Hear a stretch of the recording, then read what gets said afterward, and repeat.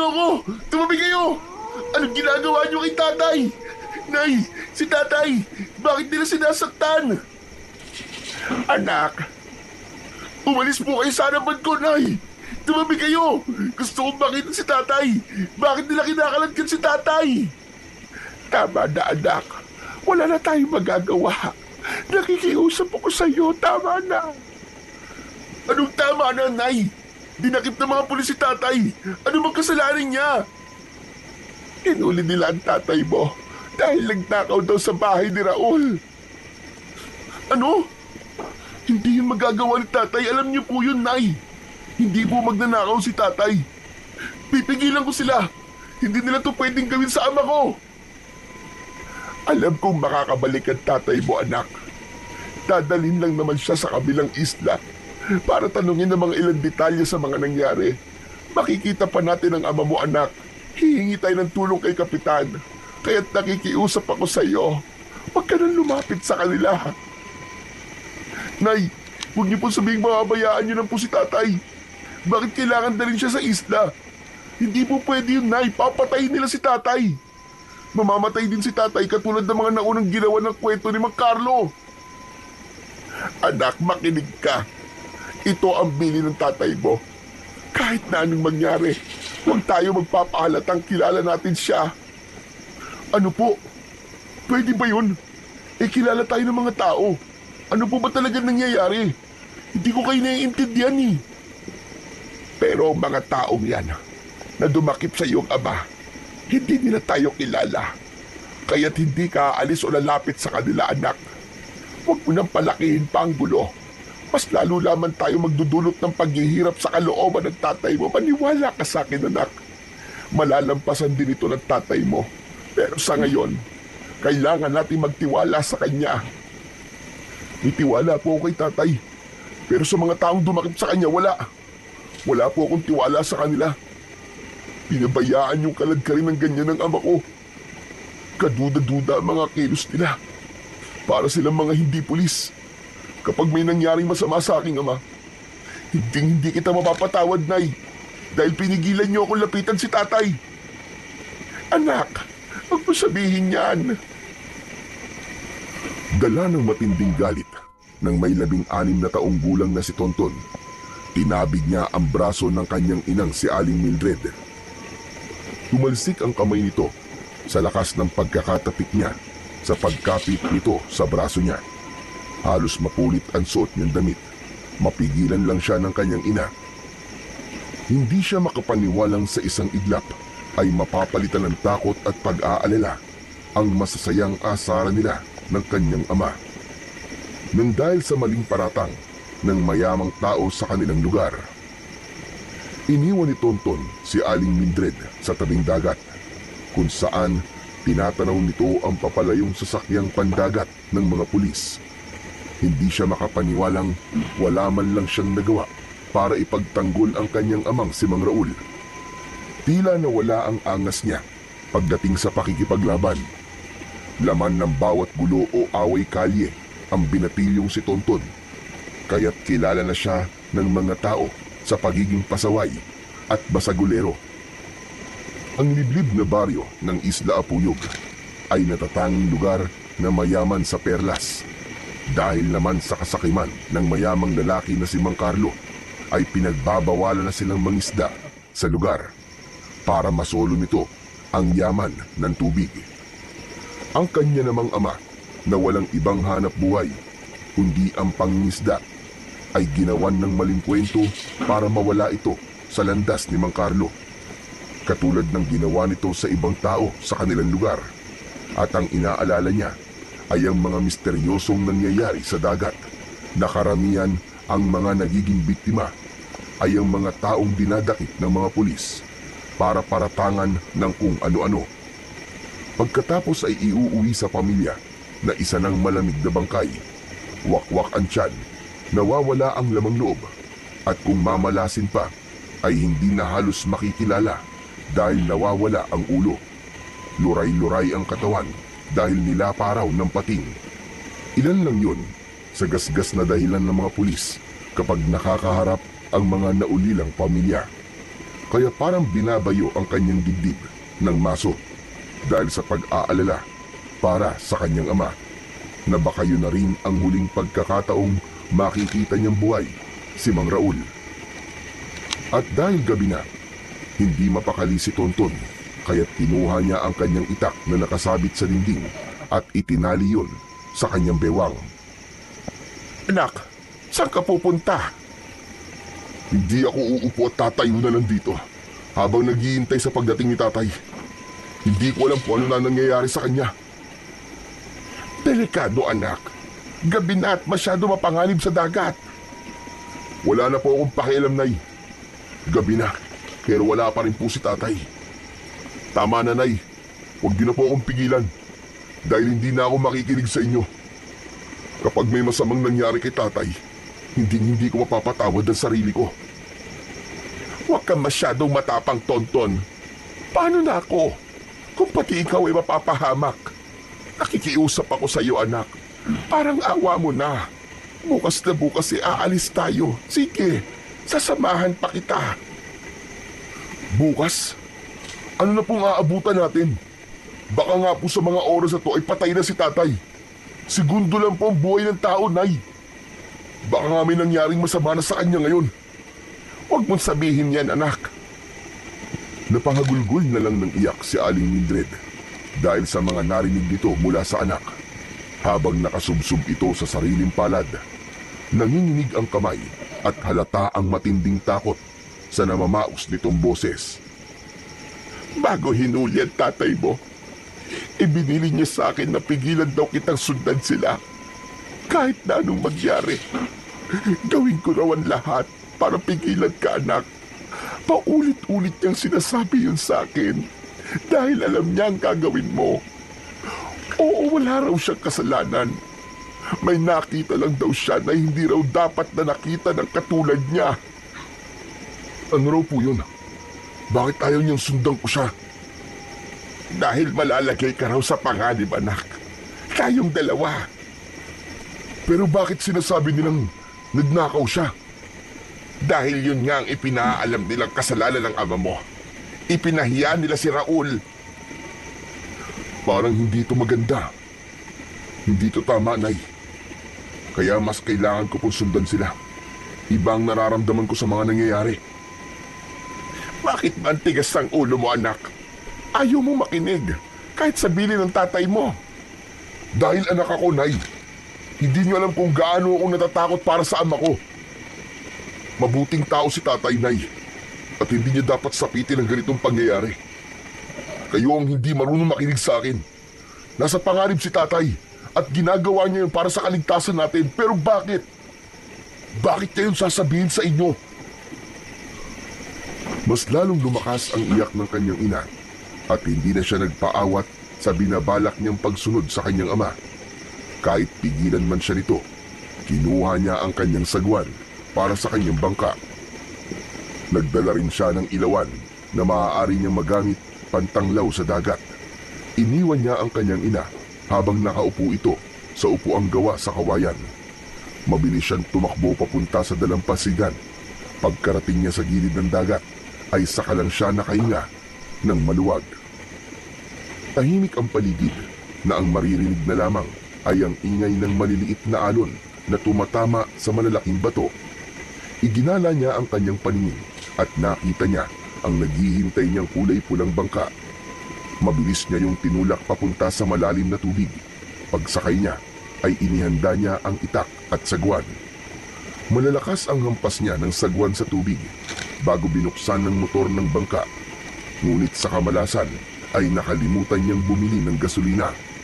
Punong-puno ng pagkadismayang napahampas na lang siya ng kamay sa tubig habang may sumilip na luha sa kanyang mga mata. Hindi ako makakapayag na may mangyaring masama sa iyo, Tay. Hindi! Hindi ako makakapayag! Mahigpit niyang hinawakan ng sagwan. Ang sagwan ay isang uri ng kahoy na may hulmang malapad sa dulo na kayang magtulak sa tubig para umabante ang bangka ng taong may hawak nito. Umalimbukay o umikot ang tubig sa malakas na pagsagwan ng binatilyo. Hindi sinasadyang nakakita siya ng matulis na bagay. Nakalitaw yun sa ibabaw ng tubig. Para bang pinipigilan siya nitong umalis. Alam niyang pating yun, kaya tumigil siya saglit. Magsasalita pa sana si Tonton nang biglang umangat ang mukha ng pating at humuni ito na parang isang ibon.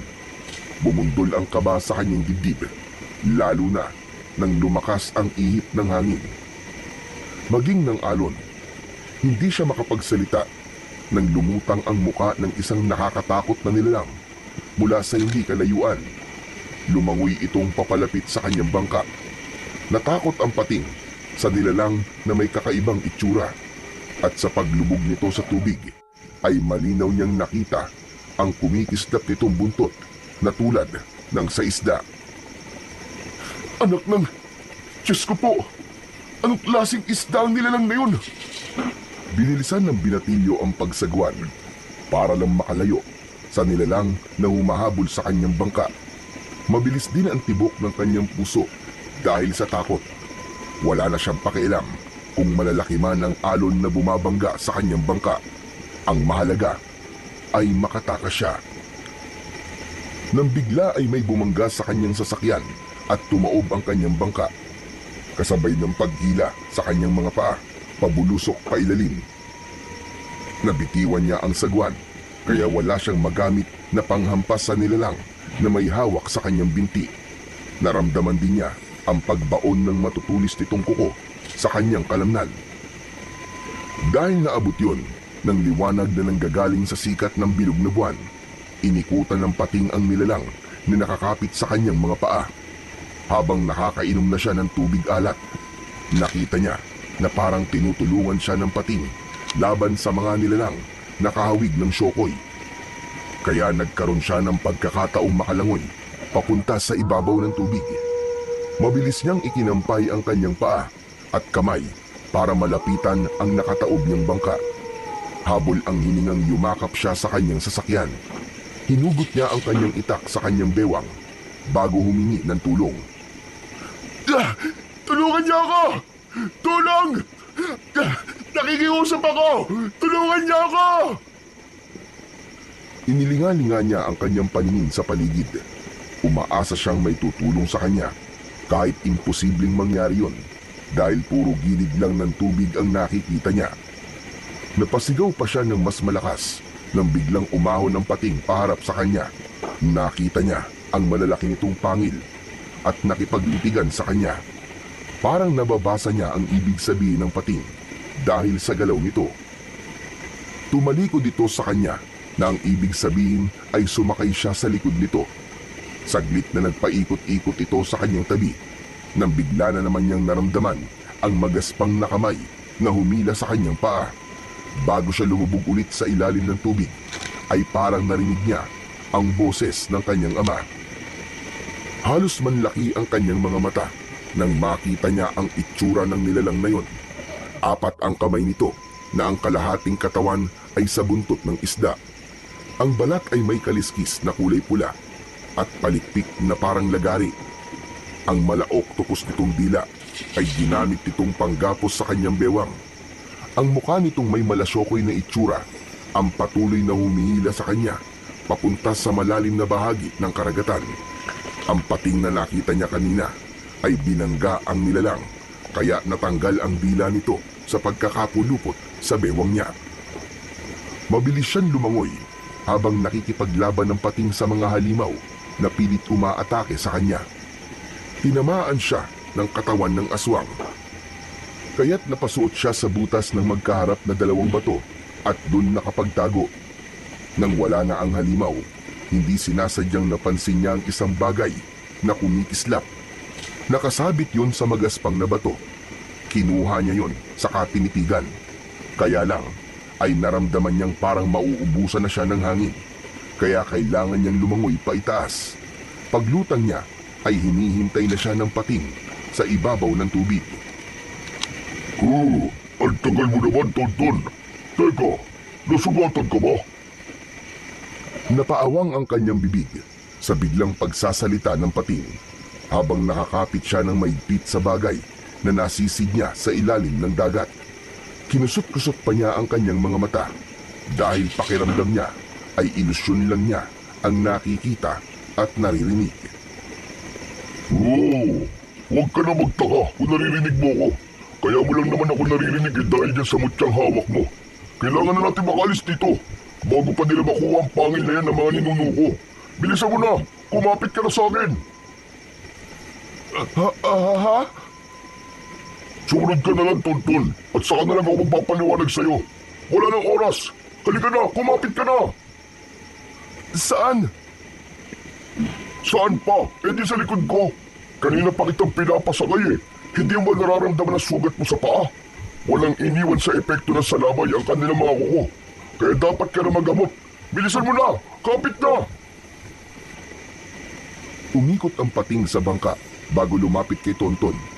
Para siyang biglang napunta sa ibang planeta dahil sa uri ng nilalang na nasa harapan niya.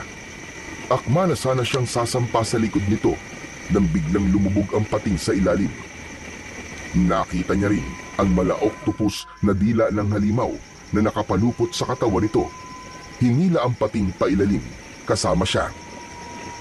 Tulungan mo ako, Tonton! Alisin mo ang dila niya sa katawan ko! Ano? Gagawin ko! Bilisan mo na! Napapasok ako sa dila niya! Ang mutya ingatan mo! At isuot mo yan sa iyong leeg! Isusuot na sana niya ang kwintas sa kanyang leeg nang biglang may humila sa kanyang paa.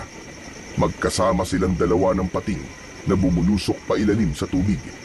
Tumambad sa kanilang paningin ang maraming halimaw na nag-aagawan sa paghila sa kanila sa ilalim. Tinulungan siya ng pating kaya't nakawala siya. Subalit naramdaman naman niya ang pagguhit ng sakit mula sa kuko ng halimaw na tumama sa kanyang tiyan. Idagdag pa ang epekto ng mga kamay nito na para siyang unti-unting napapaso. Habol ang kanyang hininga na nakakainom na siya ng maraming tubig. Tumama rin ang kanyang ulo sa bato. Huling pagsulyap niya sa pating ay ang pakikipaglaban nito sa mga halimaw. Parang nakita niyang may taong tumulong sa kanya bago siya tuluyang mawalan ng malay. Nagising si Tonton sa mahinang pagyugyug ng magaspang na kamay sa kanyang balikat. Naramdaman din niya ang pagtalsik ng tubig sa kanyang katawan at ang maihinang alon na tumatama sa kanyang kinahihigaan. Dahan-dahan niyang ininulat ang kanyang mga mata. Sa kanya inininga ang kanyang paningin sa buong paligid ng kanyang kinaroroonan. Puro bato na parang nasa kuweba siya, habang ang sahig ng yungib ay naaabot ng tubig, malamig at tahimik. Mabuti naman at nagtabalay ka na. Kumusta na ang pakiramdam mo, iho? Hindi sinagot ni Tonton ang tanong ng matandang babae. Nakaupo lang ito sa tabi niya. May hawak itong bilog na bato habang nagdidikdik ng dahon. Saka inilagay yun sa sugat niya sa kanyang binti at tiyan. Saka lang niya naalala ang pag-atake na yun ng mga halimaw sa tubig. Inasan po ko, Lola? Nandito ka sa bahay ko. Sa kuwebang malapit sa dagat. Hindi ko alam kung ano nangyari sa'yo at napadpad ka sa lugar na ito. May sugat ka sa ulo. Sa palagay ko tumama yan sa isang matigas na bagay. Gaano na po ako katagal dito, Lola? Saka, sino po naghatid sa akin dito? Hindi mo ba natatandaan ang huling naging kasama mo bago ka nawala ng balay? Saglit na natigilan si Tonton dahil dalawang kakaibang nilalang ang natatandaan niyang nakasama niya.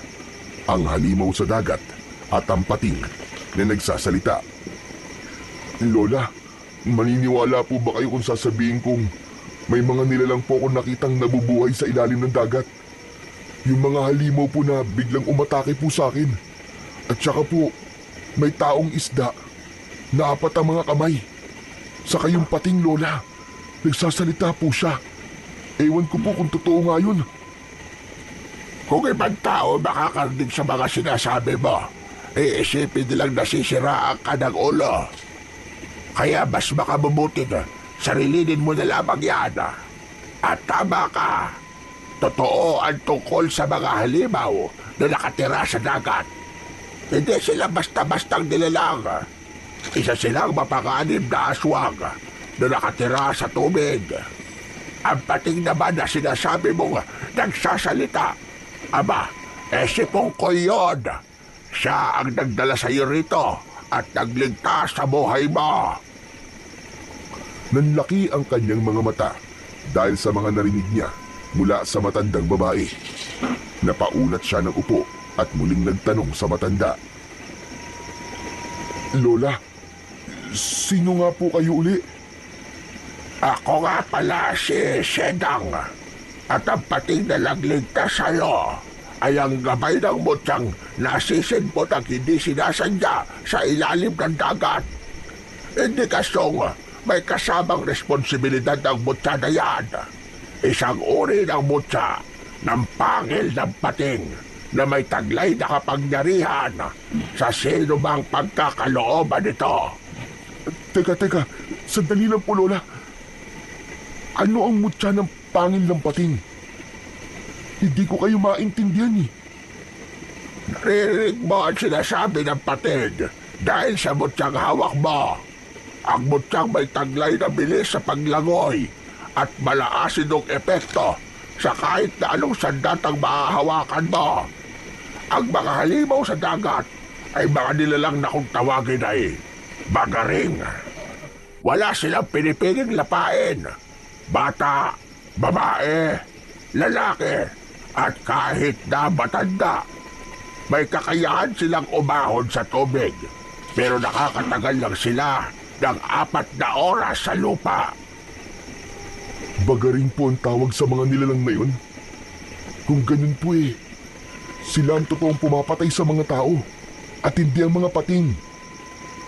Napatunayan mo naman, hindi ba? Dahil iniligtas ka ni Pongkoy. Kung hindi dahil sa kanya. Aba, malamang nakikita na rin ang katawan mo na palutang-lutang sa ibabaw ng tubig at ibibintang na naman sa mga pating ang naging kamatayan mo. Malaya pa rin ang mga walang hiyang mga aswang na magaring habang may ibang nilalang na sumasalo sa kasalanan nila. Habang titig na titig si Tonton sa matandang babae, ay bigla niyang napansin ang paggalaw ng tubig na malapit sa kanyang tabi, pati na ang pagliwanag ng suot niyang kwintas. Lumitaw ang isang pating na may benda ng tali sa katawan. Magandang umaga, kaibigan. Kumusta na ang pakiramdam mo? Anak ng... Totoo nga nagsasalita ka. Oo naman, walang duda. Ngayon lang naman ito kasi nga, nasa iyo ang mutya ng aking ninuno. Heto nasugatan pa nga ako sa pagliligtas sa'yo. Baka naman, kung pwede sana, ingatan mo ang mutya ng lolo ko. Pabihira naman, oo. Baka sa'yo na ako masiraan ng ulo niyan Hindi na nga ako makapaniwalang nagsasalita ka tapos ako pa mag-aalaga sa mutya ng lolo mo. Huwag ka nang maguluhan sa mga nangyayari sa'yo. Dati nang may naunang nagmay-ari sa mutya, isang babae na nang magkapamilya basta na lang itinapon ng bato sa dagat at swerte namang ikaw ang nakahanap. Pwede mo naman niyang isoli sa dagat kung gusto mo. Kaya lang, parang pinakawalan mo na rin ang pagkakataong mabigyan ng hustisya ang pagkamatay ng mga tao sa baryo nyo. Hustisya? Ang ama ko nga po hindi ko matulungan Pagkatapos hahanap pa ako ng hustisya para sa iba. Pasensya na po. Pero hindi ko po kailangan ng mutya. Napabalikwas ng tayo si Tonton nang maalala niya ang tungkol sa kanyang ama. Kailangan ko na po palang umalis. Pupuntahan ko po si tatay sa kabilang isla. Kailangan ko po siyang bawiin sa mga pulis na kumuha sa kanya. Hindi sila mga pulis, Tonton. Matagal nila kayong nilaloko. Meron isang taong makikinabang. Kapag nawala ang mga mangingisdang patuloy na nanguhuli ng isda sa kanyang ipinagkakait na karagatan. At araw ka nang narito bilang isla na sinasabi mo. Ito ang isla ng Monteverde. Gulat na gulat si Tonton sa kanyang narinig mula sa matanda. Nakatingin lang siya dito na para bang hinihintay pa niya ang sasabihin nito. Nasunod ang biglang pagsingit sa usapan nila ni Pongkoy habang nasa tubig ito. Huwag kang magagalit sa sasabihin ko, Tonton ha. Pero pakiramdam ko, patay na rin ang tatay mo. Katulad ng ginagawa nila sa mga tao. Ulitin mo ang sinabi mo. Walang katotohanan ng mga pinagsasabi mo. Hindi ba patay ang aking ama? Hindi ka namin pipiliting maniwala. Inihahanda ka lang namin sa posibleng mangyari na baka totoong patay na nga ang tatay mo. Kung hindi nga kita iniligtas malamang ganun din ang sapitin mo. At baka nga hindi ka pa makilala ng iyong ina. Pakiramdam ni Tonton ng mga sandaling yun ay biglang gumuho ang kanyang mundo sa mga narinig niya mula sa pating. Nanginginig siyang muling napaupo sa higaang gawa sa bato. Ito lang ang kaya naming tulong na maibibigay sa iyo, Tonton. Ang samahan kang lumaban sa mga magaring. Kalahi sila ng mga sokoy.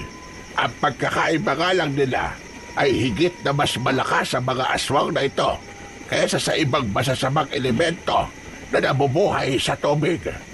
At ang mutya ng pangil ng pating ang mabisang pangontra laban sa kanila. Hanggat hindi ko po nakikita ang aking ama, hindi ko po iisiping patay na siya. Gusto ko na pong makita si tatay. Kailangan ko na pong umalis. Kung kinakailangan ko pong punta ng presinto na pinagdalhan sa kanya ay gagawin ko. Mahanap lang si Tatay Raul. Raul ba? Si Raul na asawa ni Mildred. Matagal na napatitig si Tonton sa mukha ng matanda. Pakiramdam niya ay kilala nito ang kanyang mga magulang. Hindi niya alam kung para saan ang biglaang paglikot ng mga mata nito at panginginig ng katawan. Umiwas ito at humarap sa gawi ni Pongkoy na natagilan din dahil sa mga narinig nito mula sa kanya. Bakit po, Lola? Saka parang kilala niyo po ang mga magulang ko. Ha? Ay, hindi. Hindi ko sila kilala. May naalala lamang ako. Kailangan ko na pong umuwi sa amin, Lola. At maraming salamat po sa tulong niyo. Iiwan ko po sa inyo ang mutya. Ibigay na lamang po niyo yan sa iba. Alam mo sa tingin ko, mas karapat dapat ka sa mutya, Tonton. Sasamahan ka ni Pongkoy at balitaan mo ko kapag may balita na sa iyong ama. Pupuntahan ko po muna si tatay sa presinto. Tonton, walang presinto sa lugar na ito. Kagaya ng sinasabi ni Lola Seneng, isang palabas lang ang tungkol sa mga pulis. Matagal na kayong niloloko ng mga taong makikinabang sa mga nangyayari. Kaya kung ako sa'yo, uuwi na lang ako at hindi ko muna ibabalik ang mutya. Bakit ba ako makikinig sa inyo, ha? Mukha nga kayong mga nasisiraan ng ulo eh. Hindi ko kailangan ng mutya at buhay pa ang aking ama. Naiintindihan ko kung bakit ka nagkakaganyan. Ayaw mo lang tanggapin na maaaring tama ang aming sinasabing wala na nga ang tatay mo. Kaya kung pati ikaw ay magbubulag-bulagan sa mga nangyayari, darating ang araw na wala ka nang makikitang tao sa baryo nyo. Walang mga taong nakatira rito, Tonton. Naubos na nila. Kaya kung ayaw mong maubos sa mga tao sa isla nyo, gumawa ka na ng paraan para mapigilan ang mga bagaring. Pero Lola, isa lamang po akong hamak na binatilyong walang kakayahan, kundi ang lumangoy at mangisda. Ano naman po may pangtatapat ko sa mga halimon na nakatira sa ilalim ng tubig? Hindi niyo po ba nakikita? Mahina po ako. Muntik na nga po ako mamatay eh. Alam kong may magagawa ka. Sasabihin mo pa kaya yan kapag nakita mo nang ang tatay mo ay pinatay nila. Makinig ka. Pagkakataong mabuhay ang ibinibigay namin sa iyo. Hindi lang ang tatay mo ang mawawala. Marami pa ang buhay na kukunin ng mga bagaring kapalit ng perlas. Kapalit ng buhay na mawawala. Ano pong ibig niyo sabihin, Lola? Hindi ka naman naniniwala sa mga sinasabi namin, hindi ba? Kaya hahayaan ka na naming alamin kung may katotohanan ba mga sinasabi namin. Sasamahan ka ni Pongkoy at hindi ko babawiin ang mutya dahil unang-una, ikaw ang nakahanap dyan. Sige na, makakaalis ka na. Sapat na ang 3 araw para masabi kong magaling na ang sugat mo. Mabilis na umalis sa kanyang harapan ang matanda at iniwanan siya sa tabi ni Pongkoy. Habang nakalubog ang katawan nito sa tubig at bibig lang ang nakalabas. Nahabol na lamang nila ng tingin ang papalayong matanda. Nagpasya na siyang tumayo at sumunod kay Pongkoy, papalabas sa kuweba. Pagkarating nila sa labas, ay bumungad sa kanya ang dagat. Nakita niya ang kanyang bangka na may konting gasgas sa gilid nito, na kung napalakas pa ang pagkakakalmot ng halimaw doon, ay maaari ng mabutas ang kanyang bangka. Oh, totoo ang sinasabi ni Lola. Matagal nang walang nakatira sa islang ito dahil sa mga bagaring. Nakarating na sila sa inyo, kaya kailangan mong kumilos, Tonton, habang hindi pa huli ang lahat. Eh si Lola, hindi ba tao siya? Pero buhay pa naman siya, di ba? Boy nga, pero nagtatago naman sa kuweba. Isang makapangyarihang nilalang si Lola Sedeng. Pero na magmula nang mawala ang kanyang kapangyarihan dahil sa naging kahilingan ng kanyang anak noon, ibinigay niya ang kanyang mutya para maging tao ang kanyang anak. Kung ganun, ibig mo sabihin, hindi tao si Lola Sedeng? Oo, Tonton. Dahil sa pagmamahal niya sa kanyang anak, tinalikuran niyang pagiging isang magindara. Pati na mga bato na nag-iisa niyang pag-asa para makabalik sa tunay niyang anyo ay nakuha naman ng pinuno ng mga bagaring. Kaya kung mapapansin mo, malungkot si Lola Sedeng dahil tuluyan ang nasira ang kalikasan ng tubig na matagal niyang iningatan at inalagaan noon. Kaya tulungan mo kami, Tonton. Nasaan ang anak ni Lola? Saka, ang ibig mo sabihin, totoo may mga elementong nakatira sa dagat na nagiging tao dahil sa mutya? Oo, hindi lang kami isang kwento lang. Marami na rin na magpapatunay na totoo ang kagaya nila. At ikaw ay kabilang na rin sa mga taong nakakita sa kanilang mga itsura. Hindi ko to sinasabi sa'yo para pilitin kang tanggapin ang mutya. Pero may batas na sinusunod ang mutya ng pangil. Kung sino ang nakasisid dito, ay siya rin ang dapat na magbalik. Pwede mong itapon sa dagat, oo.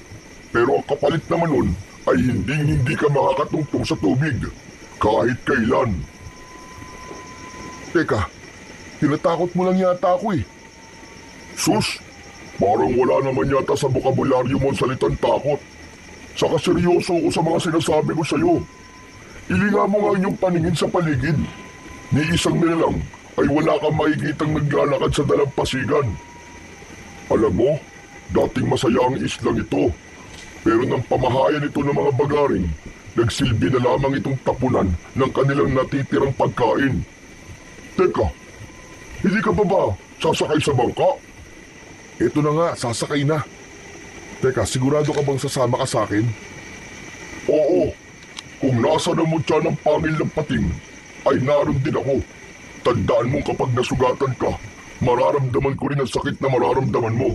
Pero alam mo bang, ang liwanag ng mutya ay merong kakaibang epekto sa mga bagaring?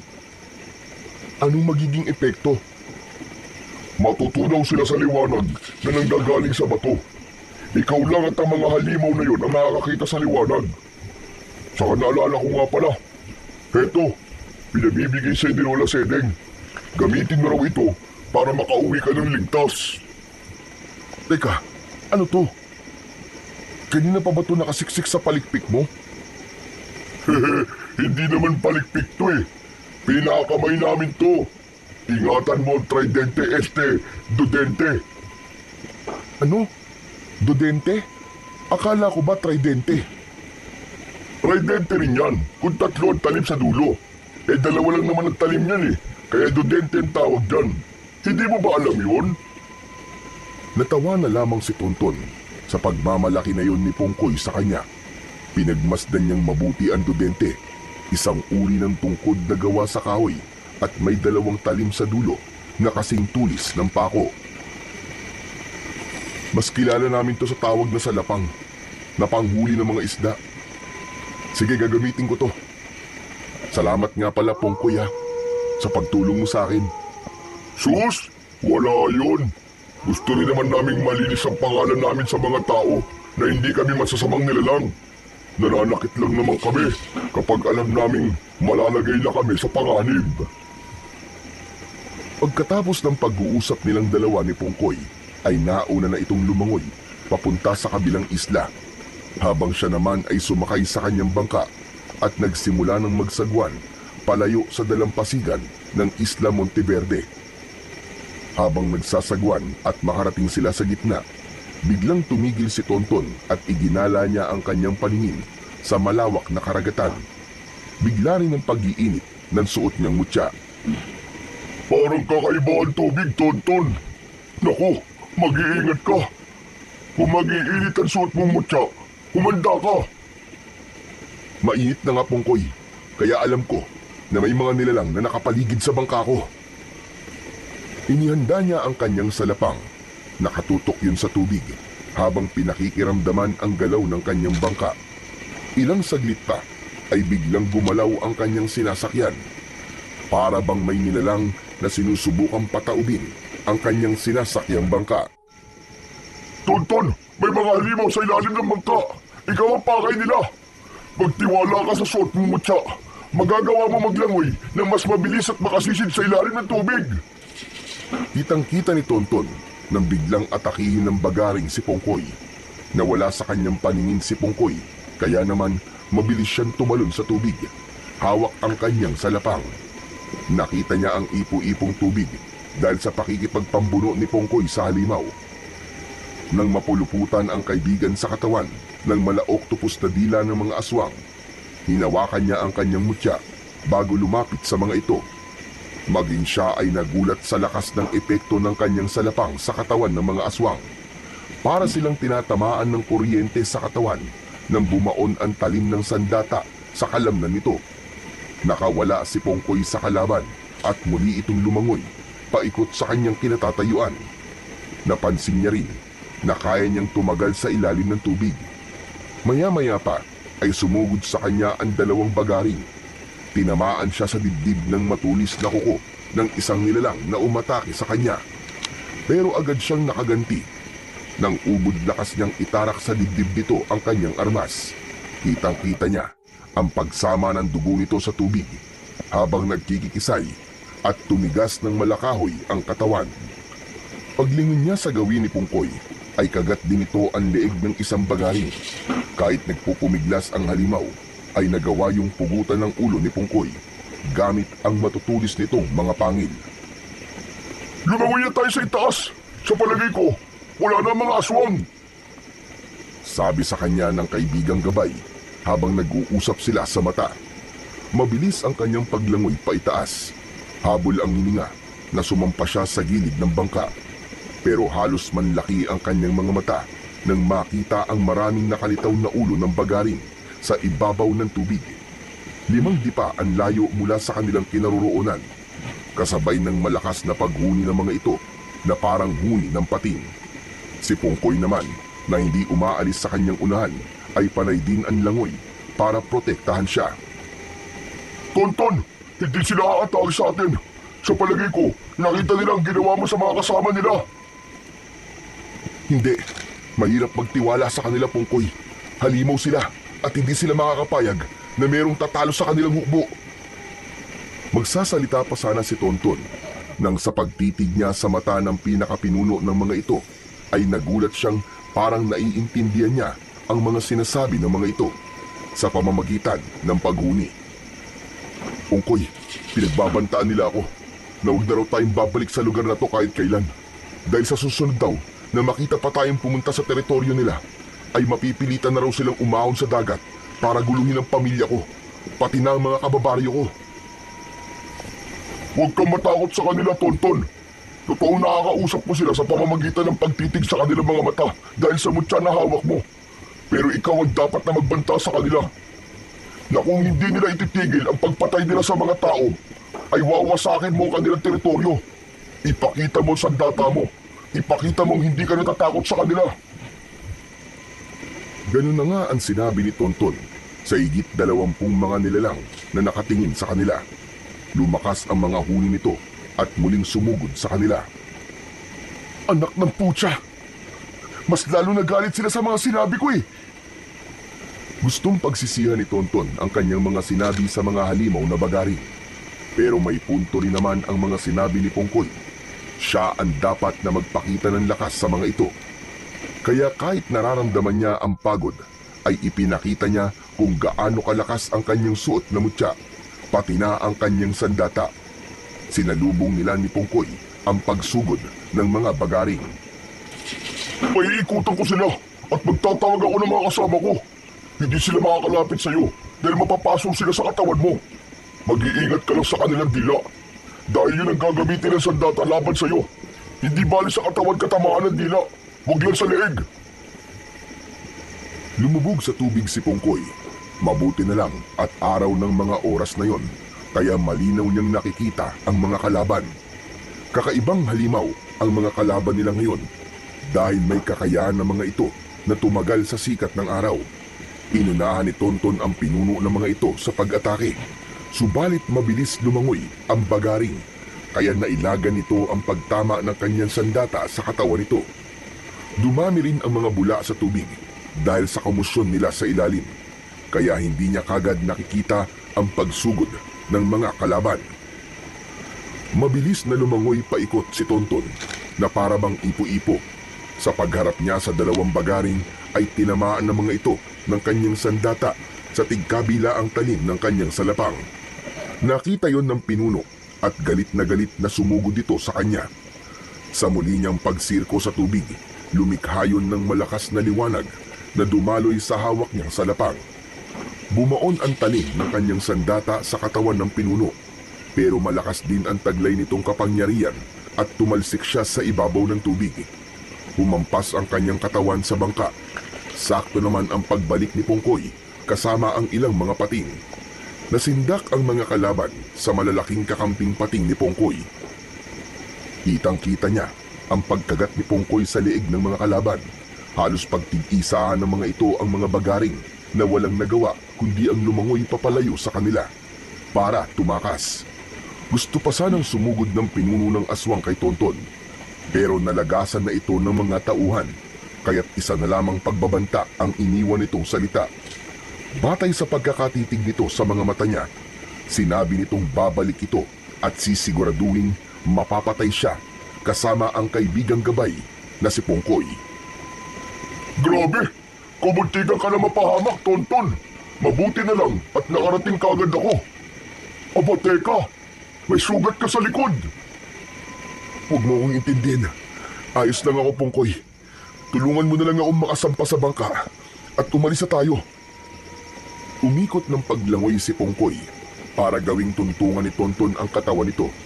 Pagkasampa ni Tonton sa bangka, saka lang din niya naramdaman ang sakit ng sugat niya sa kanyang likod. Sandali lang, Tonton. Sigurado ka bang kaya mong isagwa ng bangka? O magpapatulong tayo sa mga kaibigan ko? Sa palagay ko, Pongkoy, maganda yung naisip mo. Pero hindi kayo pwedeng makita ng mga tao at baka saktan nila kayo. Oo, alam namin yon. Pero kailangan na natin makalis rito. Baka bumalik ang mga bagaring.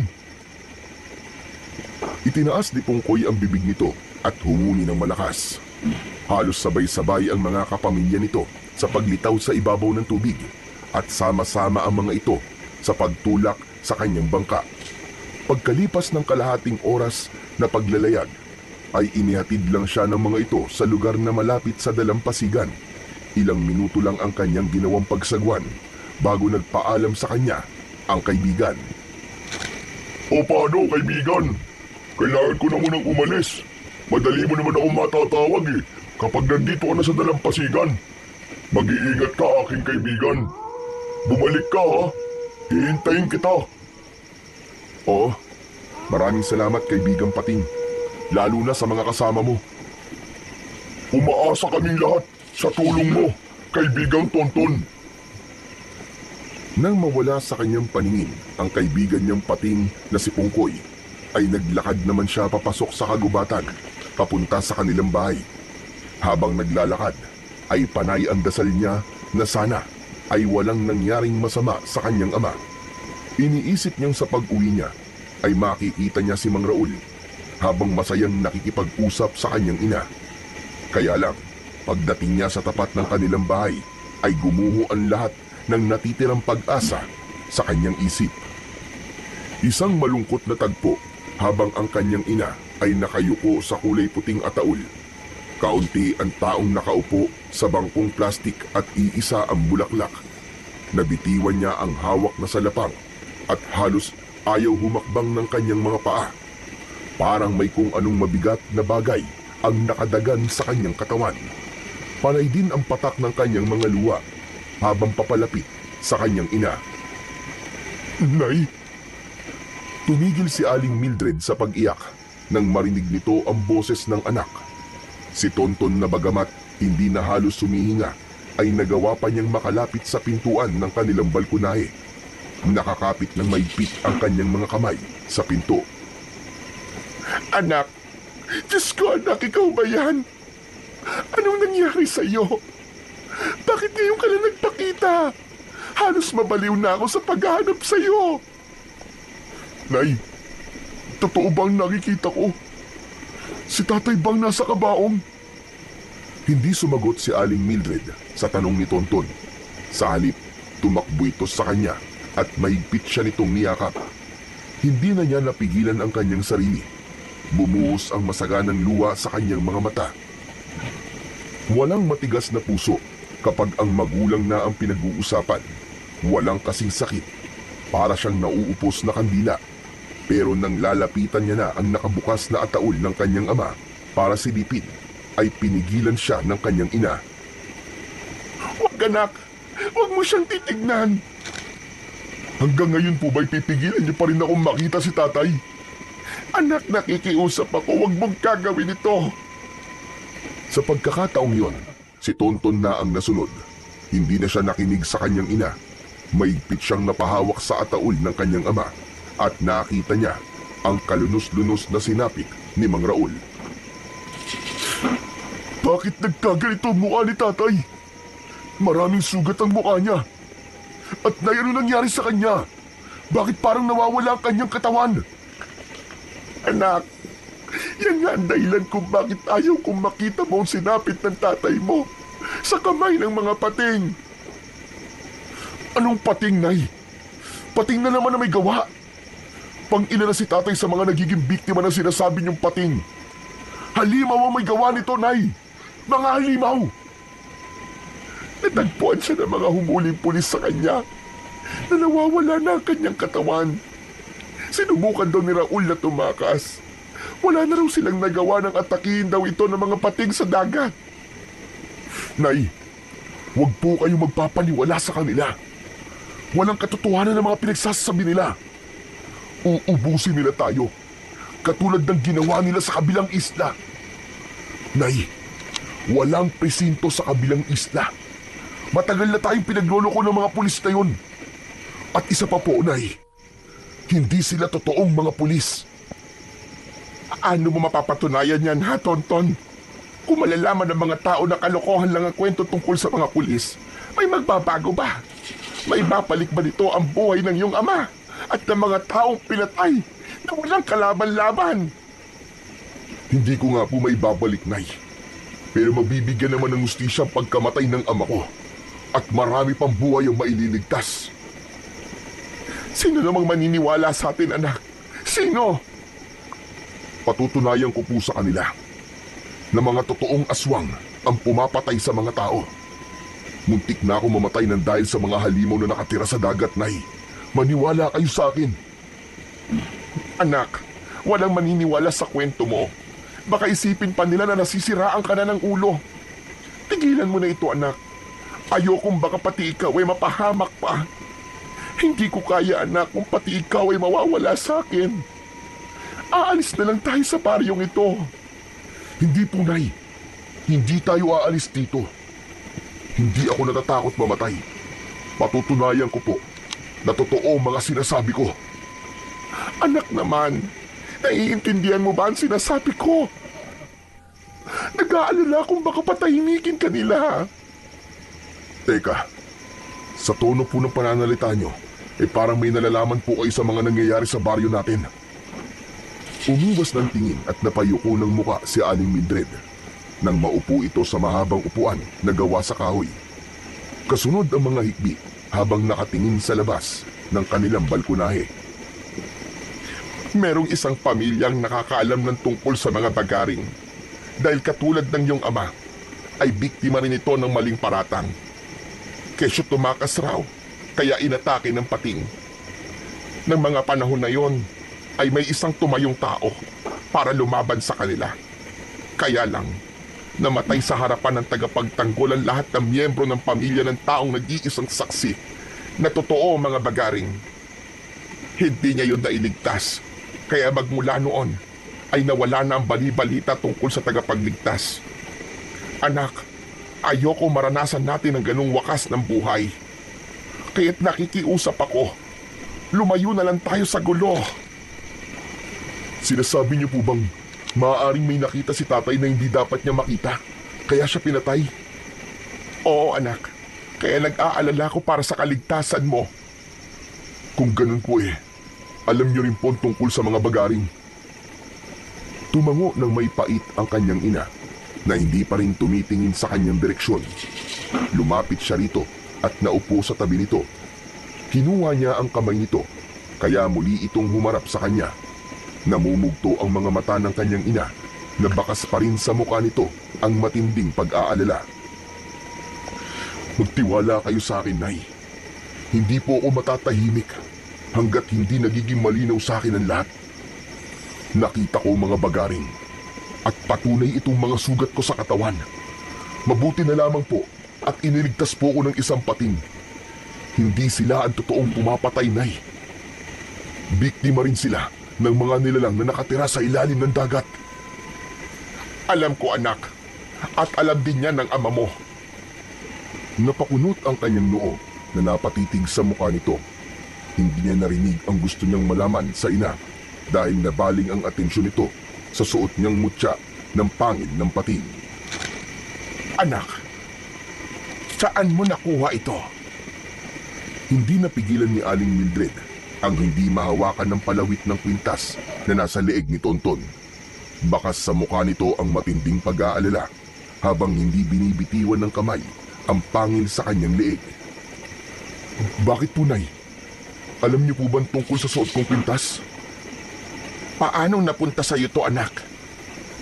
Hindi ko po sinasadyang nasisi dito sa malalim na bahagi ng dagat habang inaatake po ako ng mga bagaring.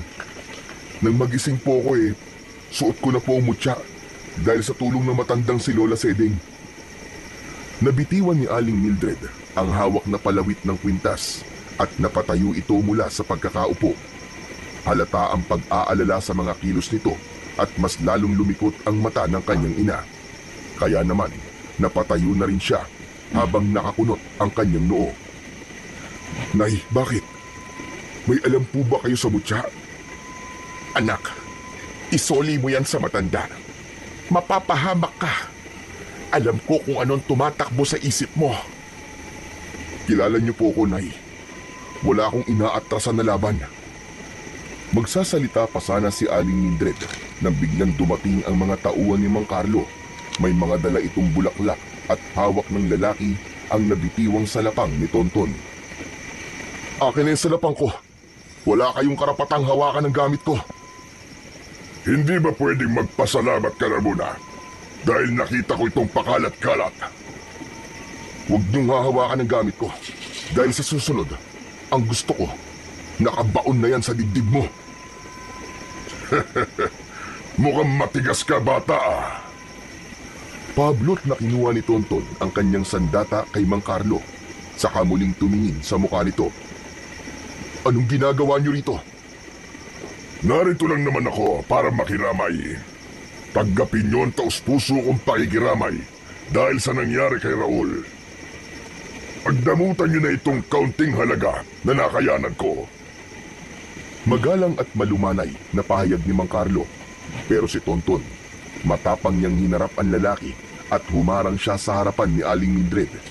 Nakita niya ang inaabot nitong kulay puting sobre at alam niyang pera ang laman nun. Hindi namin kailangan ng abuloy.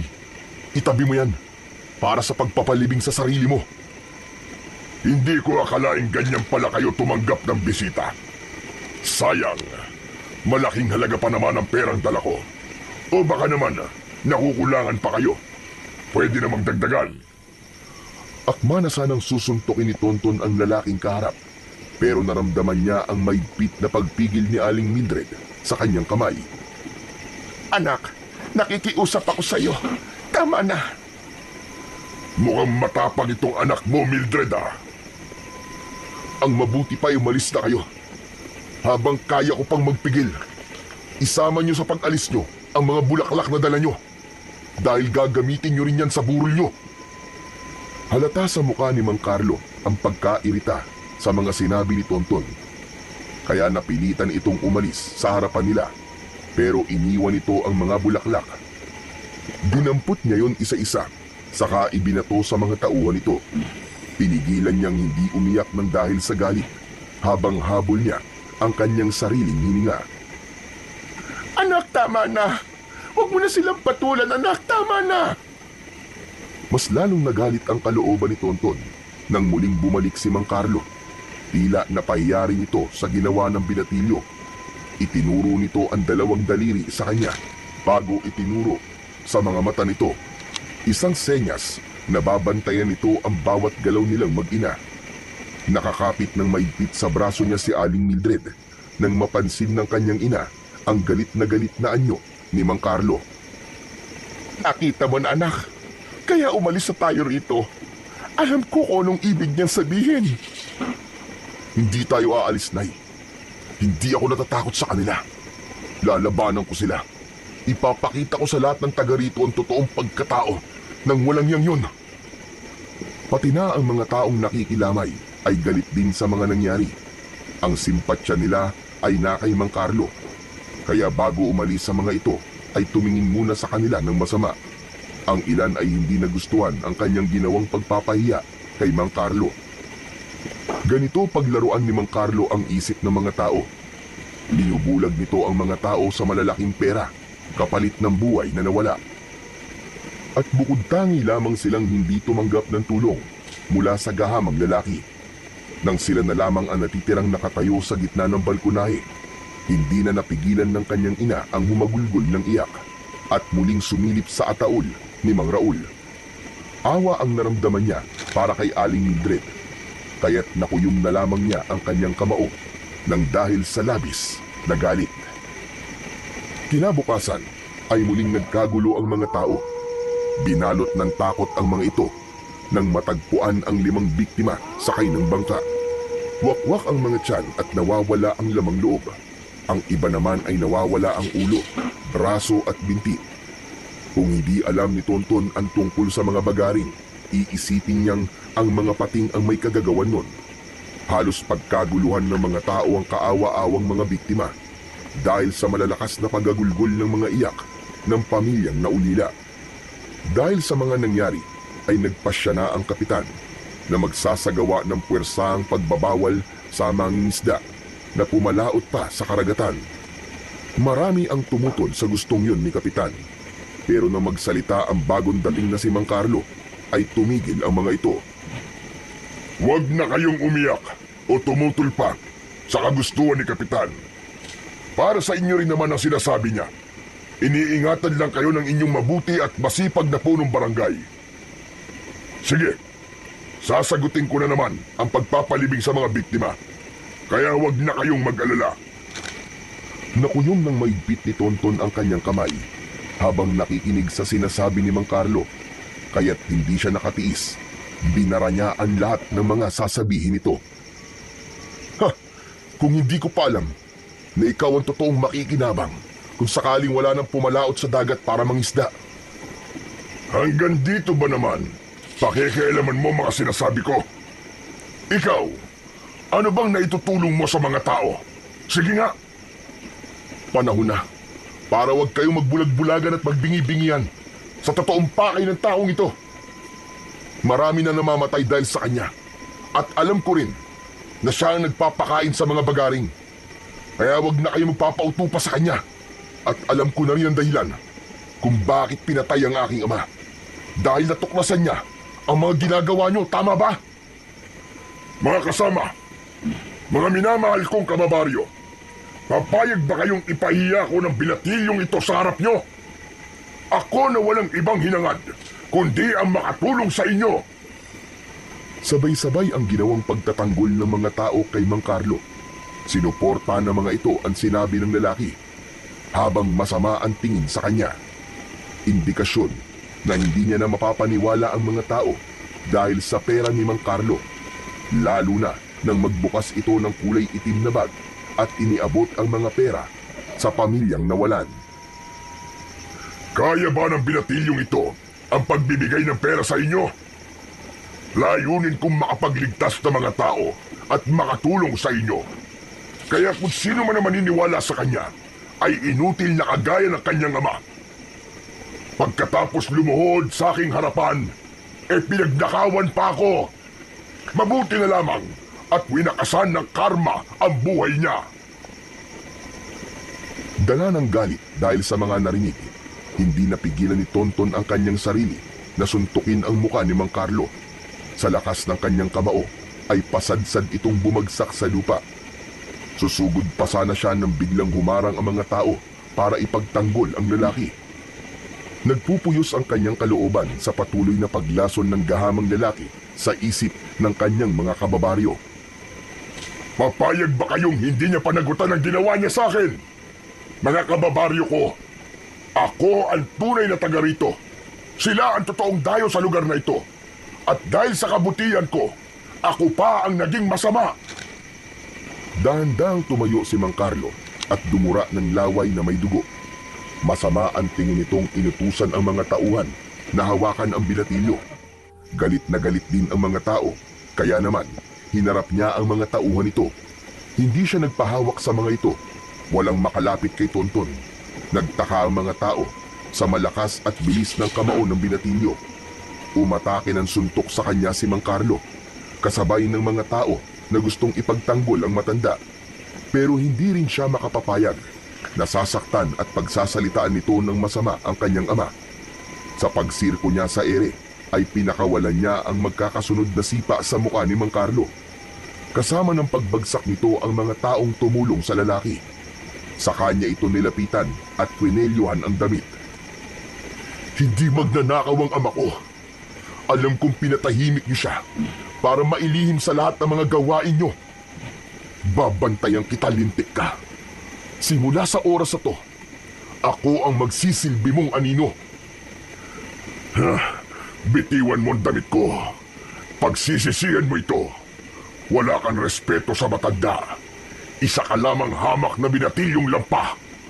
Walang kakayahan at walang lakas para patumbayin ako. Isa kang anay at kayang-kaya kitang tirisin. Tama ka. Anay nga lang ako. Ngunit ako ang anay na magpapabagsak sa pader na itinatayo mo. Tandaan mo yan. Tuluyan nang nawala ang kanyang paggalang sa lalaki. Dinuraan niya ito sa muka na lalong ikinagalit nito. Saktong kadarating lang ng kanyang inang si Aling Mildred para pigilan siya. Anak, tama na! Diyos ko, tama na! Pagsisisihan yung dalawa ang ginawa niyong ito sa akin. Tumayo ito at hinubad ang damit. Saka umalis sa lugar na yon. Naiwan silang mag-ina sa harap ng mga tao.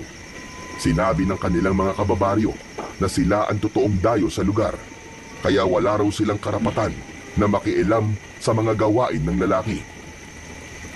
Hindi ako aalis. Kung hindi man taga rito mga magulang ko, dito pa rin sa lugar na ito ako sinilang. Kaya gigisingin ko kayo sa kawalan nyo ng pakiramdam sa totoong nangyayari sa paligid nyo. Lalong-lalo ka na, Kapitan. Ikaw pa naman po ang inaasahan na magtatanggol sa amin. Dahil sa naging kaibigan kayo ng aking ama. Isa kang malaking kahihiyan. Akma na sanang magsasalita si Kapitan para pagsabihan siya na masakit. Ngunit nagawa na niya kagad na maituro rito ang kanyang hintuturong daliri. Bilang pagpigil sa tangka nitong paglapit sa kanya. Naramdaman niya ang maigpit na pagkapit sa kanyang braso ng nanginginig na kamay ng kanyang ina habang umiiyak ito dahil sa takot. Hindi niya alam kung saan hinuhugot ni Aling Mildred ang mahaba nitong pasensya at nakakaya nitong matagalan ang lahat ng panlalait ni Mang Carlo sa kanyang ama. Hanggang pagsapit ng gabi ay hindi dalawin ng antok si Tonton. Kaya naman naisipan niyang tumambay sa tabi ng dagat habang dala niya ang kanyang salapang. Sinilip na muna niya ang kanyang ina na nakatulog na sa tabi ng ataol ng kanyang ama. Yun na ang huling gabi ni Mang Raul. Ngunit ni isa sa mga kababaryo nila ay walang nais na makiramay. Para silang tinalikuran ng buong barangay dahil sa mga sinabi ni Mang Carlo kanina. Ilang minuto lang ang kailangan niyang lakarin bago siya nakarating sa dalampasigan. Napansin niya si Pungkoy na kanina pang pabalik-balik sa tubig na parabang naghihintay sa kanya. Naku, salamat naman at naisipan mo magpakita sa akin, Tonton. Pasensya ka na, Pungkoy. Nakalimutan kong may usapan nga pala tayo. Tama kay ni Lola Seding. Patay na nga ang ama ko. Kaya muntik na ako mabugbog ng mga tao ng pagsusuntokin ko ang hayop na yon. Alam kong may alam siya sa mga nangyayari. Dahil kung wala, bakit naman siya magiging masaya nang marinig niyang hindi na pwedeng mangisda ang mga tao sa dagat? Noon pa man ay alam na namin ni Lola Seding ang tungkol sa gawain ng lalaking yon. Kaya siya patuloy na yumayaman ay dahil sa mga perlas na ibinabayad sa kanya ng mga aswang kapalit ng buhay ng tao. Pero ngayon, sobra na talaga ang ginagawa niya. Kailangan mo ng kumilos, Tonton, bago pa umabot ito sa kabilang baryo. Uubusin ng mga bagaring ang mga taong malalapit sa karagatan. Pungkoy, parang nawawala na nga ako ng pag-asang lumaban. Nag-aalala ako kay nanay eh. Paano siya kapag may nangyaring masama sa akin? Pero sasapitin din niya ang mga nangyari sa mga biktima, kasama ng tatay mo. Ang totoo ay humihingi ako ng pasensya sa iyo dahil sa pagsisinungaling ko. Ang totoo niyan eh, kung bakit alam na namin ni Lola Seding ang tungkol sa pagkamatay ng iyong ama ay dahil nasaksiyan namin ang nangyari kay Mang Raul. Ano ka mo? Hindi naman ako ang totoong nagligtas sa iyo eh, kundi si Mang Raul. Siya ang namatay para mailigtas ka, Tonton. Pero kahit hindi naman niya yung nagawa, alam niyang papatayin din siya ng mga tauhan ni Mang Carlo. Malaki ang utang na loob ko sa iyong ama. Dahil minsan niya na akong iniligtas nang mahuli ako ng lambat na mga mangingisda. Kung ganun, ang ibig mong sabihin, kaya ako nabubuhay ngayon ay dahil ibinuwis ni tatay ang buhay niya para sa akin. Pero, bakit nagsinungaling kayo sa akin? Paano nangyari yun? Ang buong akala ko eh, hindi ko na siya naabutan ng gabing yun. Sinadya nilang dalhin sa gitna si Mang Raul para patayin. Kaya lang, nakita ko sila at nakilala niya ako. Hindi niya alam na ikaw ang inaatake ng mga aswang. Kaya nang makita niya ang itak na hawak mo, nagmamadali siyang tumalon sa tubig para iligtas ka. Hindi eh. Imposible niya akong mailigtas dahil nag-iisa siya. Saka masyadong malakas sa mga kalaban. Bakit niya ginawa yun? Kailangan pa bang itanong yan, kaibigan? Natural, ama siya. Natural na gagawa siya ng paraan para mailigtas ka na anak niya. Kaya naman, sinasabi ko ito sa'yo para kumilos ka na. Patayin mo ang mga alagad ng pinuno ng bagaring. Ngayon ang oras ng pagpapakain sa mga aswang ng mga tauhan ni Mang Carlo. Pagkakataon mo na ito para pigilan sila. Pero, paano ko naman sila mapipigilan? Tutulungan kita, Tonton, na pigilan sila. May mga bagong biyag sila na pumalaot sa dagat. Hindi pa nila yan ipinapakain sa mga aswang hanggat hindi pa dumarating si Mang Carlo. Kapalit ng perlas na ibabayad ng mga aswang. Si Lola Seding, hihintayin niya tayo sa kabilang isla. Teka, kailangan ko muna magpaalam kay nanay. Bakit? Sa tingin mo, Tonton, papayagan ka niya kapag nalaman niyang susugod tayo sa mga aswang? Saglit na natigilan si Tonton sa tanong ni Pungkoy. Hinanap niya ang kanyang bangka. Nang makita niya ang sasakyan ay lumapit siya rito. Akma na sana niyang bubuhayin ang motor nito nang pigilan siya ni Pungkoy. Huwag, Tonton! Sagwan lang, sapat na. Ako na ang bahala sa iyo pagdating sa laot. Kapag gumamit ka ng motor sa bangka, maaaring mabulabog natin sila. Kinausap ko na ang buo kong pamilya at nakahanda silang tumulong sa atin. Ilang biyag ang nakita mo sa bangka nila? 4 na lalaki at 1 dalagita. Para daw yun sa pinuno. Ang ipinagtataka ko lang, para bang may hinihintay pa sila. Ano? Anong ibig mo sabihin? Kanina ko pa silang nakikitang nakatambay sa kabilang puno na yun, oh. Pero nakasakay na ang mga biyag nila. Sino kaya ang hinihintay nila? Dahil madilim ang dalampasigan at hindi yun abot ng liwanag na nagmumula sa luma niyang gasera, hindi niya maaninag kung gaano karami ang kalaban. Pagkakataon na nating sugurin sila, Pongkoy. Huwag, Tonton. Susundan lang natin sila para malaman natin kung saan sila nakatira o kung saan ang tagpuan nila. Pero paano kung mabigo tayong iligtas sila? Dito pa lang, simulan na natin. Akma na sanang lalapit si Tonton para sumugod sa mga kalaban. Nang bigla siyang nanigas sa kanyang kinatatayuan, nakita niya ang bagong dating na biyag. Pamilyar sa kanya ang suot nitong damit habang nagpupumiglas sa pagkakahawak ng 2 lalaki. May taklob na kulay puting tela ang ulo nito. Bumundol ang kaba sa kanyang dibdib dahil nakilala niya kung sino ang biyag. Bakit, Tonton? Anak ng putya, si nanay biyag nila. Hindi ko dapat iniwan si nanay. Paano na to? Anong gagawin natin, Pongkoy? Kung ganun si Aling Mildred pa lang hinihintay nila. Kailangan kong iligtas si nanay, Pongkoy. Sira ba ang ulo mo? Hindi mo siya maililigtas kung bigla ka na lamang susugod sa kanila. Paano kung pati ikaw ay mahuli nila? Katulad na pagkasunduan namin ni Lola Seding, hihintayin natin makarating sila sa tagpuan ng mga yan. May nakahandang dinamita para sa kanila. Pero baka mapahamak si nanay. Hindi sa lahat ng oras ay tapang ang dapat mong pairalin. Sa pagkakataong ito, kailangan ng tamang diskarte kung paano natin sila manadala sa bitag. Hindi man siya sumasang-ayon sa gustong mangyari ni Pongkoy, subalit may punto rin naman ang kaibigan niyang Pating.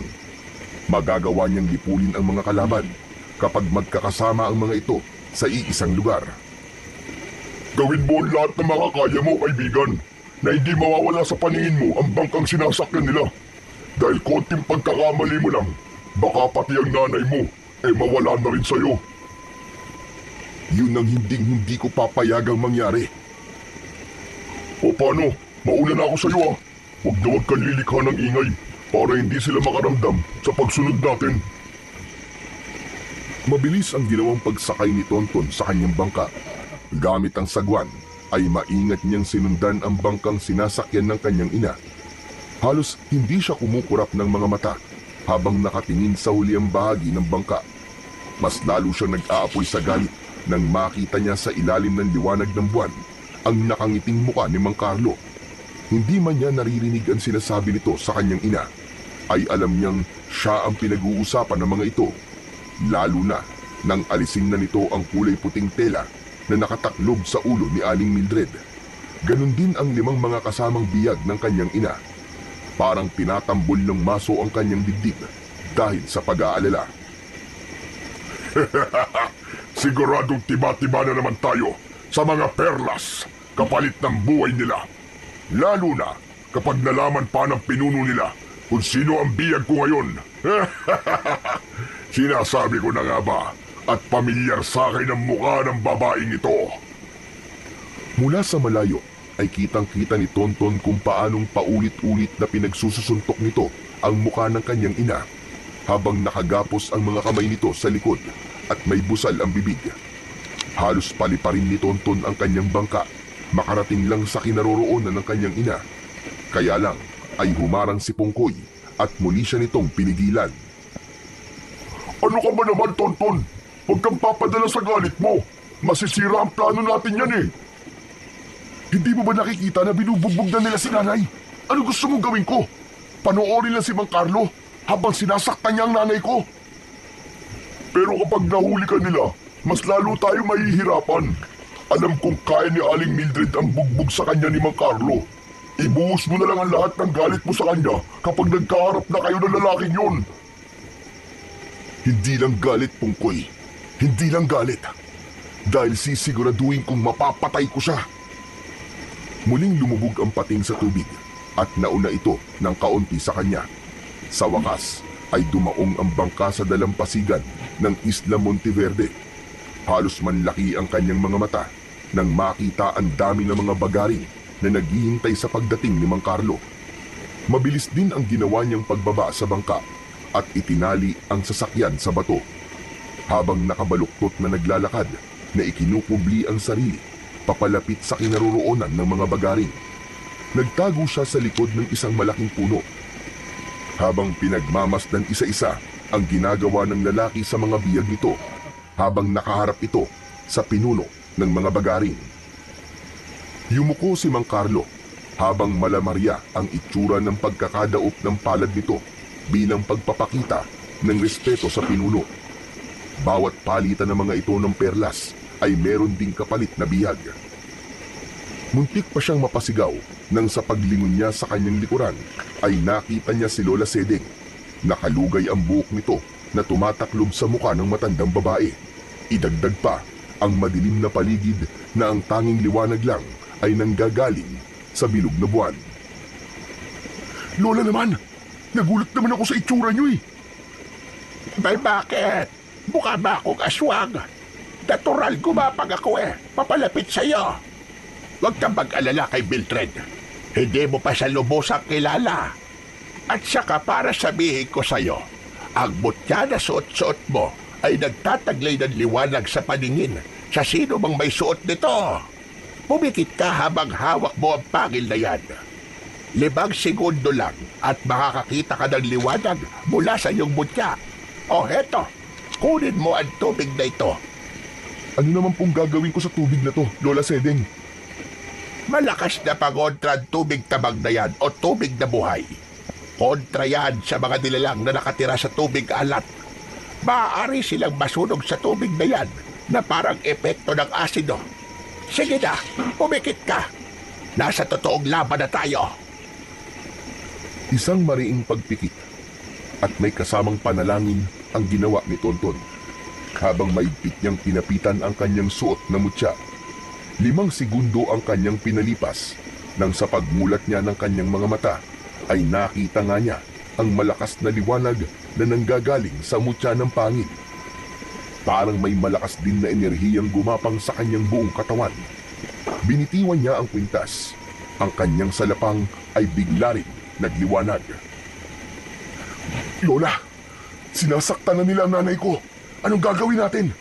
Kikilos na ba tayo? Ano pa nga ba? Di tapusin na natin ang laban na ito.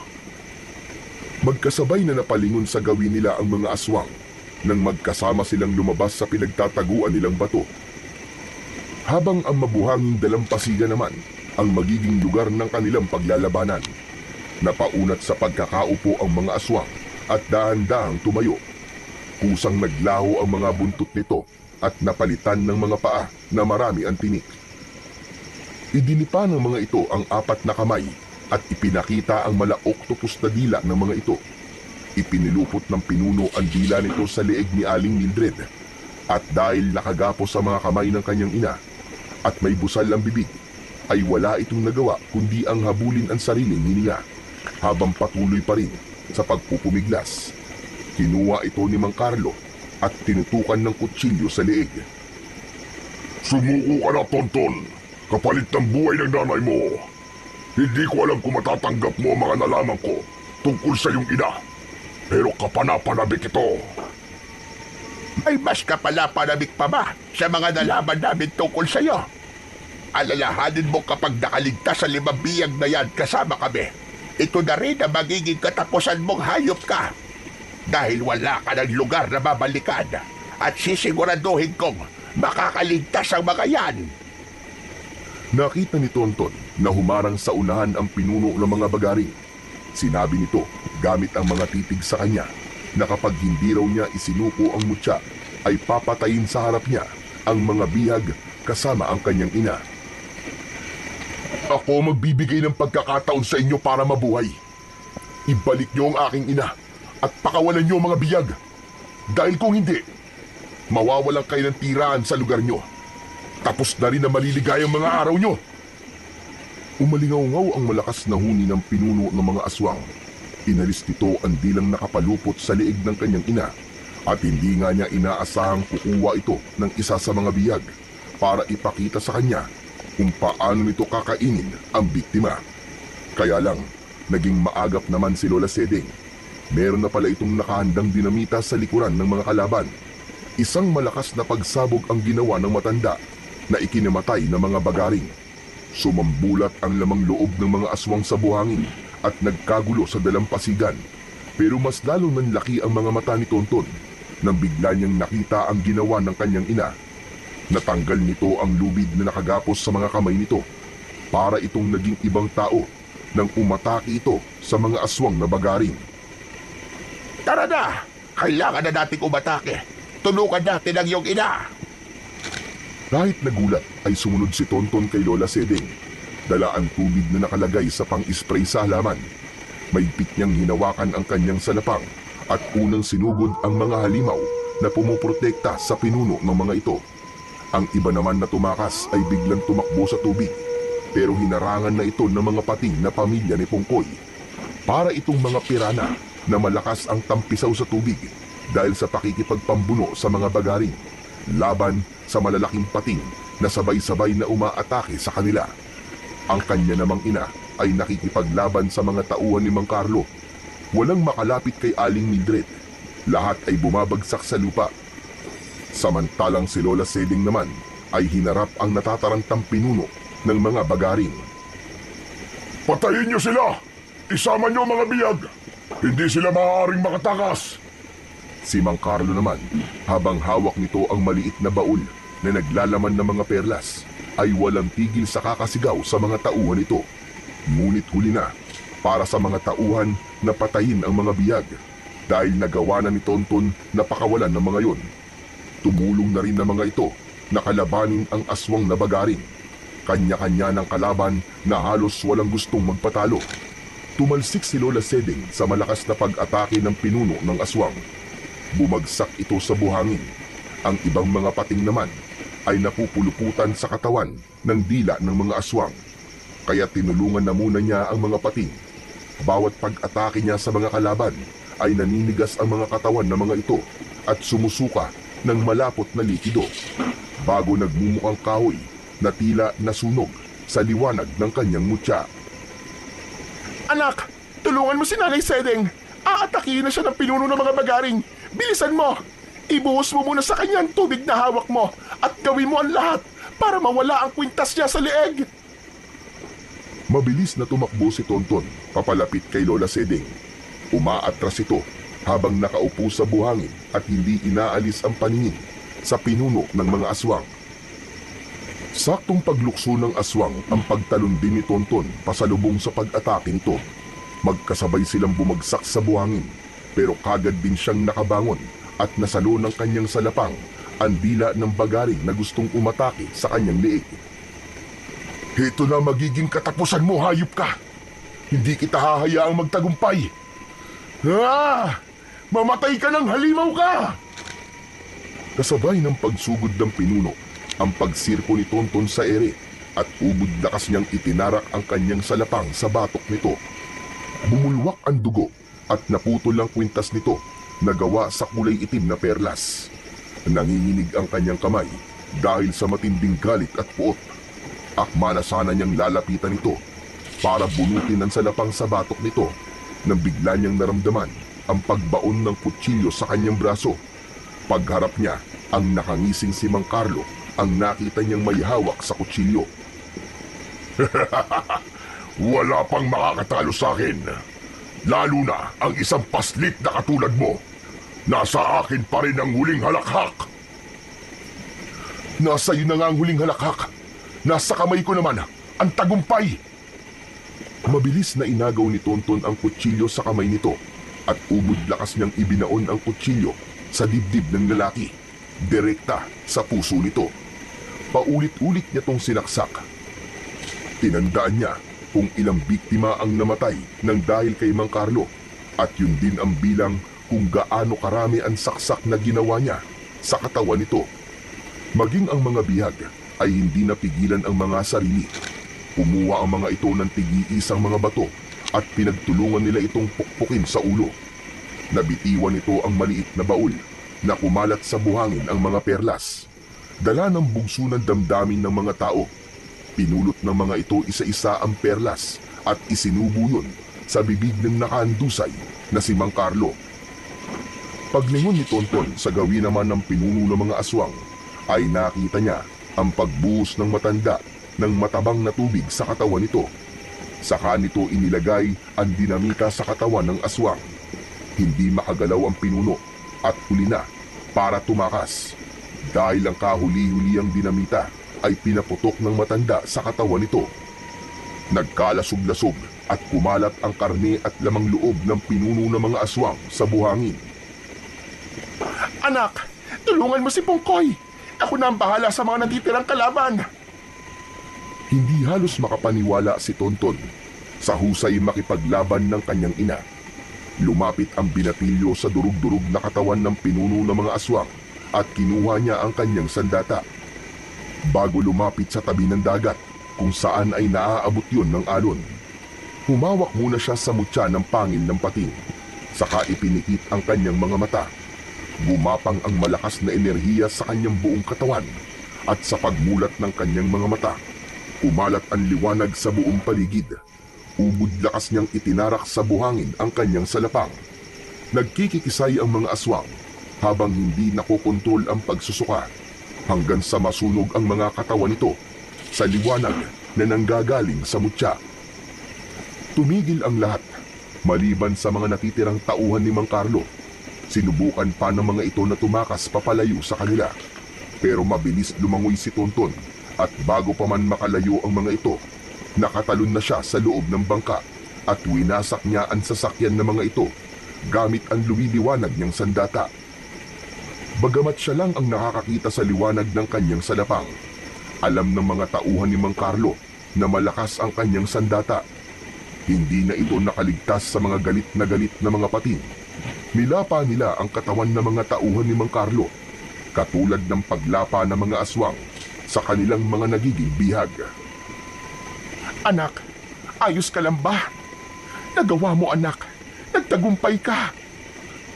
Medyo masakit lang po ang braso ko, Nay.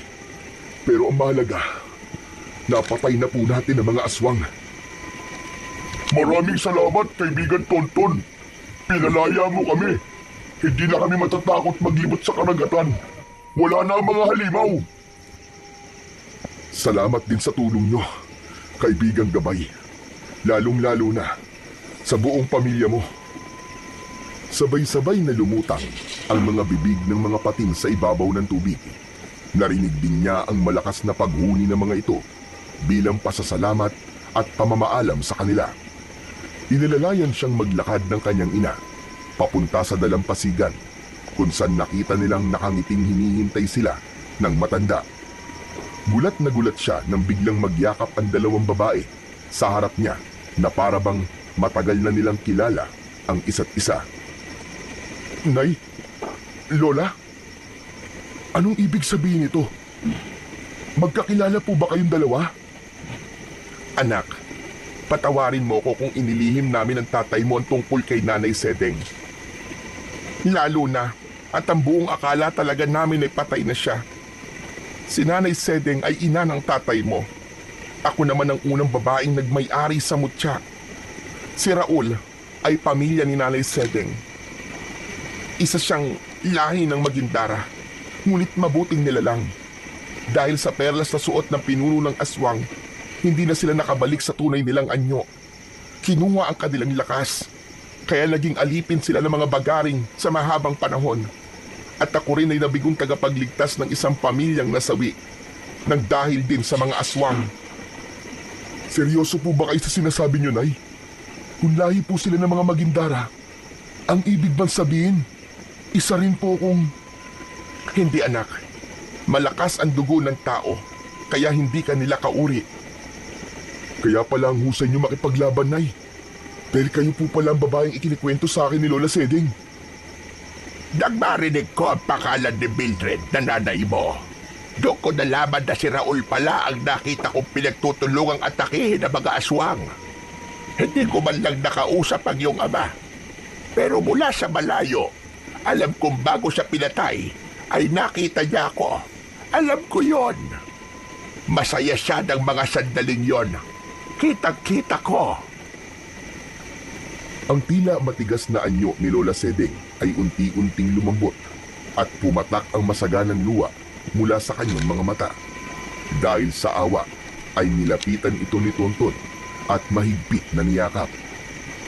Lola Sedeng, naniniwala po ako na kung saan man po naroroon si tatay, alam ko pong masayang masaya siya sa kinalalagyan niya. Nakaligtas ako at nailigtas ko rin ang mga bihag. Maluwaluwang lumapit ang mga biyag sa kanilang kinaroroonan. Sobrang nagpapasalamat ang mga ito dahil sa pagkakaligtas niya sa mga ito. Maging ang pagkakamaling nagawa ng mga ito sa pangusga sa kanilang pagkatao. Sakay ng bangka ay muli silang bumalik sa kanilang baryo. Si Lola Sedeng naman ay nagpaiwan sa Isla Monteverde at muli na itong nakabalik bilang isang mabuting magindara sa piling ni Pungkoy at ng mga alagad nito. Muling naibalik ang katahimikan sa baryo. Bumalik din ang ilan sa pangingisda at nalinis ng mga pating ang kanilang nadumisang pangalan sa mga kababaryo ng binatilyong nakasisid ng mutya ng pangil ng pating. Bumalik din ang tiwala at respeto ng mga tao sa mag-ina. Kaya naman, paghatid nila sa huling hantungan ng labi ng kanyang ama, ay dinagsa sila ng mga tao. Binigyan ng parangal ang naging kabayanihan ng kanyang ama. Hindi na siya maaalala ng mga tao bilang isang magnanakaw. Maaalala na ang kanyang ama bilang isang mabuting huwaran para sa mga tao dahil sa pagsasakripisyo nito ng sariling buhay para maisiwalat sa lahat ang buong katotohanan tungkol sa mga aswang. O Tonton, bakit gising ka pa anak? Kanina mo pang hawak ang mutya ng pangil ng pating.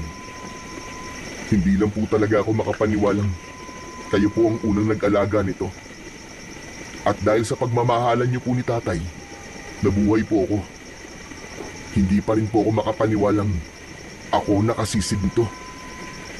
Ganyan talaga magbiro ang tadhana anak. Naibalik mo ang katahimikan sa baryo, pati na ang dangal ng iyong ama. Siya nga pala anak, ano na ngayon ang balak mo sa mutya?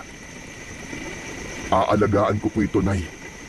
Dahil sa mutya na to, nakilala ko si Lola Sedeng at si Pongkoy. At nailigtas ko ang buong baryo natin. Tumabi sa kanya ng upo si Aling Mildred sa upuang gawa sa kawayan. Paharap sa dagat habang pinapanood ang paglubog ng sikat ng araw. Kasama ang mga pating na masayang lumalangoy sa tubig nang walang pag-aalala sa paligid. Kasabay ng malamusikang hampas ng alon sa bato, napatunayan ng binatilyo na mahalaga ang dangal ng isang tao at huwag magpapasilaw sa kayamanan kung ang magiging kapalit naman ito ay ang sariling buhay ng mga tao. Nangako si Tonton sa kanyang sarili na gagawin niya ang lahat upang protektahan ang mga mahal niya sa buhay at ang lahat sa kanilang baryo laban sa iba pang mga aswang na posibleng umatake sa kanila sa hinaharap. Mag-e-ensayo siya ng mabuti sa tulong ng kanyang ina na biyasa sa pakikipaglaban at sa tulong din ni Lola Sedeng at ng kaibigan niyang gabay na pating na biyasa naman sa pag-usal ng mga orasyon para mas lalong lumakas ang kanyang mutya. At una sa lahat ay buo ang kanyang pananampalataya na hindi siya pababayaan ng Diyos na pinakamakapangyarihan sa lahat.